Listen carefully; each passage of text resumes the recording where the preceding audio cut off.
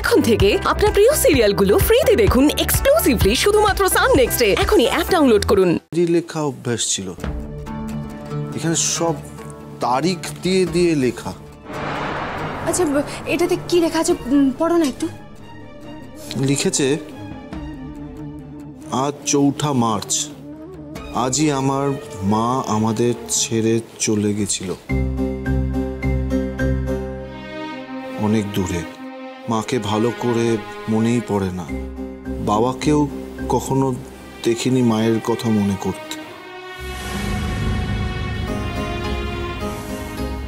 ছোট থেকে ভেবে এসেছি আমার মা বাবা সবই ওই আয়ুষ্মান মৈত্র, কিন্তু আমি ভুল ছিলাম। এতটা স্বার্থপর লোক কি করে কারোর বাবা হতে পারে? আসলে আমার জীবনে আঙ্কেল না এলে আমি কখনোই বুঝতে পারতাম না আমার বাবার ভালোবাসা কি। Thank you god.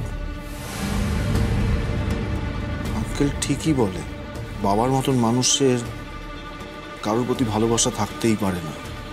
আঙ্কেল ছাড়া এই পৃথিবীতে আমার কেউ নেই।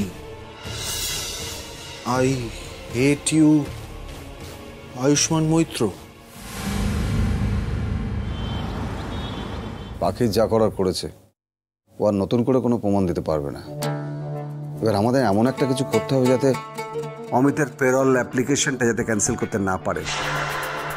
অমিতের এগেনস্টে যে চার্জটা রয়েছে তাতে ছোটখাটো কিছুতে ওর ছাড়া পাওয়াটা সম্ভব নয়।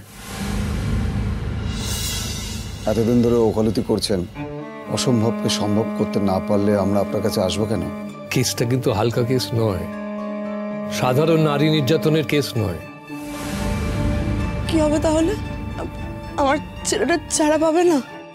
আমার ছেলেটা জেল থেকে বেরোবে না? অগ্নিদেব বাবু, অমরিজা, আপনি তো বলেছিলেন যে আপনি যেভাবেই হোক না কেন অমিতকে জেল থেকে বের করবেন। আপনি শর্ত দিয়েছেন, সেই শর্তে আমরা রাজি হয়েছি। আমরা অমিতের সঙ্গে কথা বলেছি, অমিতও রাজি হয়েছে। এখন যদি অমিত জেল থেকে না বের হয়, মিত্রার ব্যাপারটা কিন্তু তাহলে।